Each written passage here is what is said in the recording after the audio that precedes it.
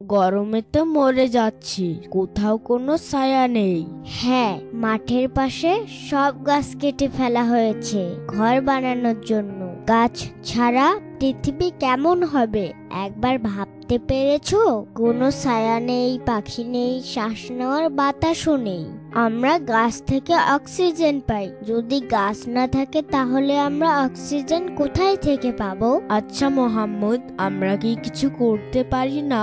হ্যাঁ, আমি দাদুর সাথে কথা বলে কিছু একটা ব্যবস্থা করবই।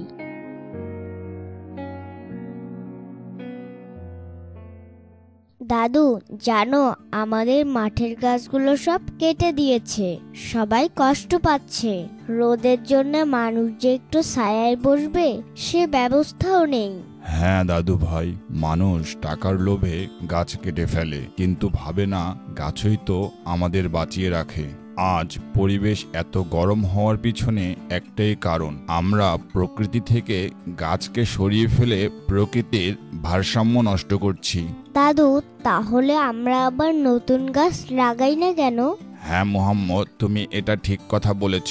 আমাদের উচিত প্রত্যেকটা মানুষ একটি করে গাছ লাগানো, কিন্তু ঘরে বসে থেকে এ কথা চিন্তা করলে হবে না।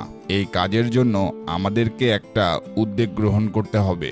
আচ্ছা দাদু, তাহলে আমরা কি করব? তুমি আগে তোমার বন্ধুদের সবাইকে বলো, সবাই যেন একটি করে গাছ লাগায়। শুনো, আমরা সবাই মিলে গাছ লাগানোর কাজ করব। কিন্তু ছোট ছেলে মেয়ে হয়ে আমরা কি পারবো?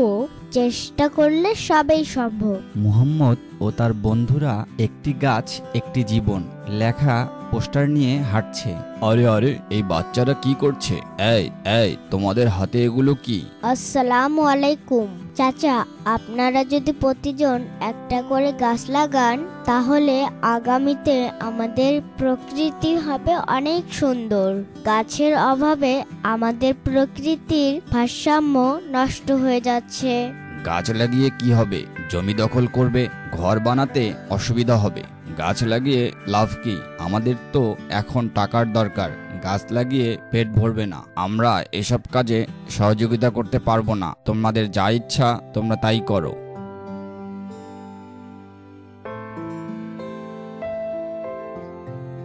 দাদু, গ্রামের অনেকের কাছে আমরা গিয়েছি, কিন্তু কেউ শুনতে চায় না। সত্যিকারের ভালো কাজ শুরুতে বাধা আসে, হাল ছাড়িস না। তোরা যে যেভাবে পারিস সেভাবেই কাজ চালিয়ে যা, দেখবি একদিন সবাই তোদের কাজে উৎসাহিত হয়ে চলে আসবে।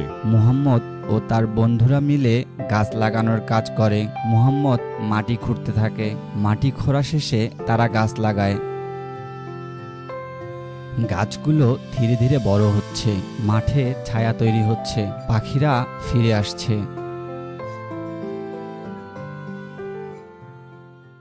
দেখো বন্ধু, মাঠে আবার প্রাণ ফিরে এসেছে। হ্যাঁ, এখন মাঠটা অনেক সুন্দর লাগছে, সব দিকে গাছ। মানুষ ক্লান্ত হলে এখন গাছের ছায়ায় বসে বিশ্রাম নিতে পারবে। হ্যাঁ, আমাদের গ্রাম হবে এখন সবুজে ভরা। যেসব মানুষ প্রথমে গাছ লাগানোর বিরোধিতা করেছিল তারাই এখন অনুতপ্ত হচ্ছে।